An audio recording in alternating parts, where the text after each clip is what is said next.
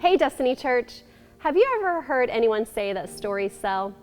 Jesus was a great storyteller. In fact, he loved to tell parables. When we come to read the parables of Jesus, we miss them because parables were embedded in the world of the one telling the parable and the listener. But let me try and help you understand them a little bit here.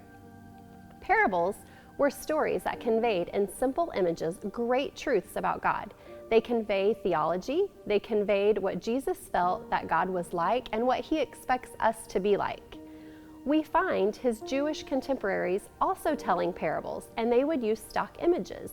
It's just like when we go to the movies. No matter who the designer is, we know that there is a stock story, but we go. Why?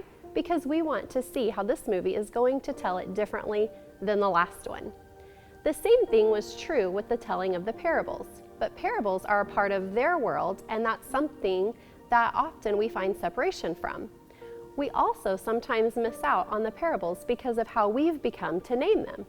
For example, we speak of the parable of the sower as is found in Luke chapter 8, but the sower is really not the one that is important in the parable, and neither is the seed. Rather, it's the four soils. And the question is, what kind of soil are you going to be? Jesus uses an image that his listeners would have seen and known and understood. Someone broadcasting his seed as he is seeding his field. Some of it falls upon the path, some falls among the rocky soil, some falls among the weeds, and some falls in the good soil. Again, what kind of soil do you want to be? Now, in Jesus' explanation of the parable, he described the good soil as being the person that has a good heart. That is, the soil that produces 100-fold bumper crop. But what does it mean to have a good heart? Well, in Jesus' world, having a good heart was the one who was generous. You'll notice that the seed that falls among the weeds is the one that gets choked out by money and by the cares of this life. Sounds familiar sometimes to our life, right? Worry, financial frustration, concerns block our ability to be generous.